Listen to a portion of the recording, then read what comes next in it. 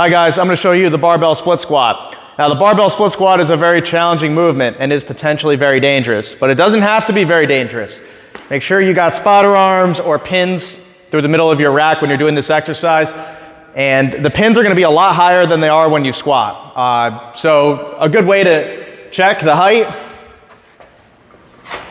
do your split squat and then see when your knee goes to the ground, how far do you have to fall forward before you put the bar down. And it's going to seem really high. In fact, these could be a little bit higher. I'm just going to leave them here. But you want to make sure you've got something to dump the bar on if it's too heavy.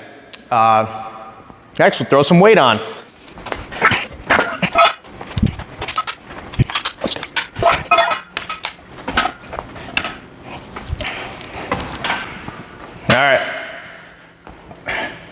All right, so our starting position, I want the inside of my back foot and the inside of my front foot to be on the same line.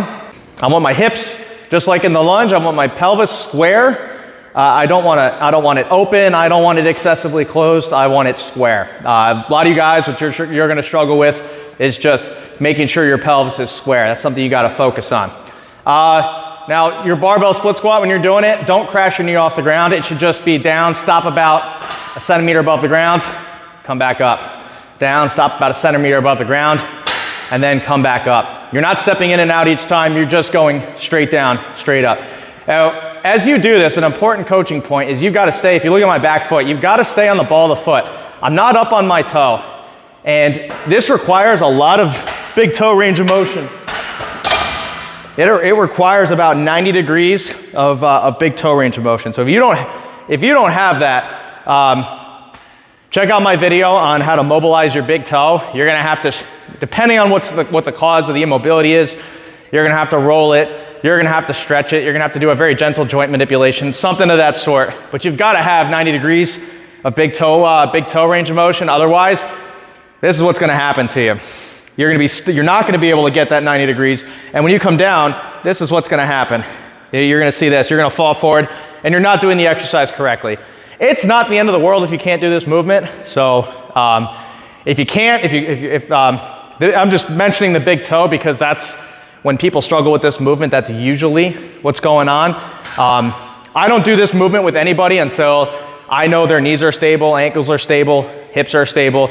They've mastered the lunge and they're ready for this challenge. So if you're in the beginning of your fitness journey, be patient with yourself. Master the hinge, master the squat, make sure your hips are mobile, stable, knees are mobile, stable, ankles, toes are all mobile and stable, then progress to this movement. Another important coaching point of this movement is, assuming you've got good toe range of motion and you're just a neuromuscular issue going on, you don't know exactly what you're supposed to be doing. I don't want my hips to go back as I do this movement. I want my hips to stay a little bit extended. And so you may feel a slight stretch in the quad. If you do, that's perfectly fine. When you're keeping your hips square and your hips extended, you're gonna feel the weight, especially when the knee is locked at the top, you're gonna feel your weight pull to the outside of your front foot, and that's perfectly fine. That's what's supposed to happen. You don't want this to happen. You don't want valgus collapse to happen. This, athletes, is an ACL tear. It's the first half of it. All you need to add is a shear force, and you've got an ACL tear. So don't train there. Straight down, straight up. That's it. Enjoy.